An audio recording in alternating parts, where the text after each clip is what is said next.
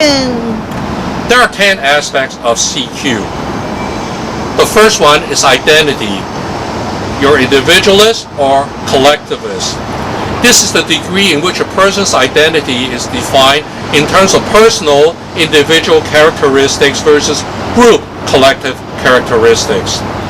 Second, authority. Low versus high power distance. This is the difference in how cultures view authority, power, and status. It's called Power Distance Index.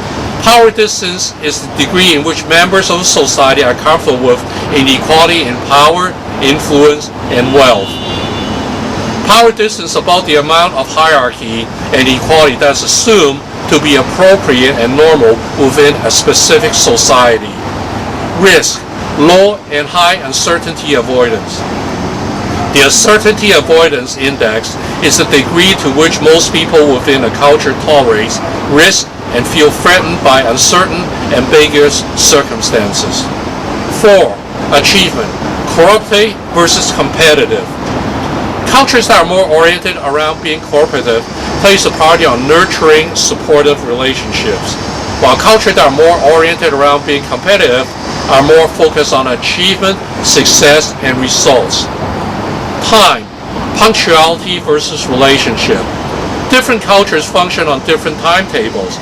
These differences in time orientation are often referred to as clock time versus event time. Clock time means that there are precise time that events and appointments should begin and end. Respect and efficiency are accomplished by adhering to a schedule. Event time means that times are not set to be exact start-end times, but as appropriate guidelines, and you simply begin something whenever everybody is there who is part of that event. Communications, direct versus indirect.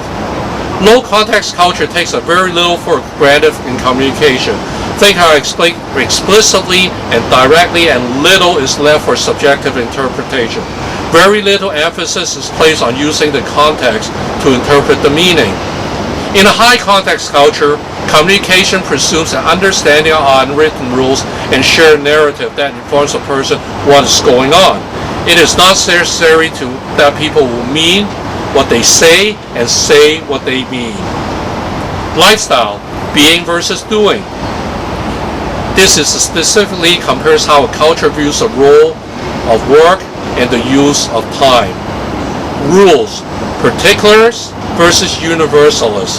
Some cultures believe that a singular set of rules and policy should be applied to everyone, while other cultures believe that each situation and relationship should be handled separately.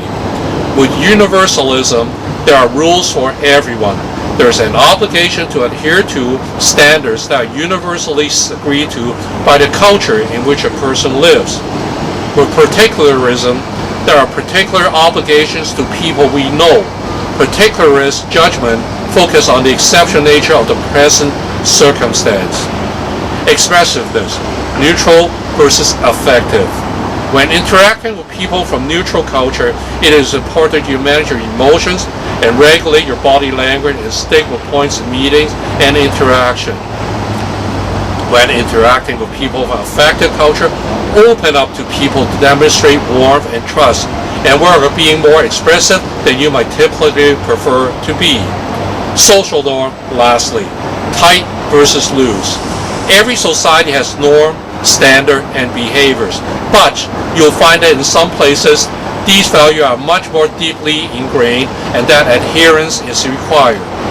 Tight versus loose refers to how strong social norms are within a culture. It is primarily concerned with how a culture handles people who deviate from the norms.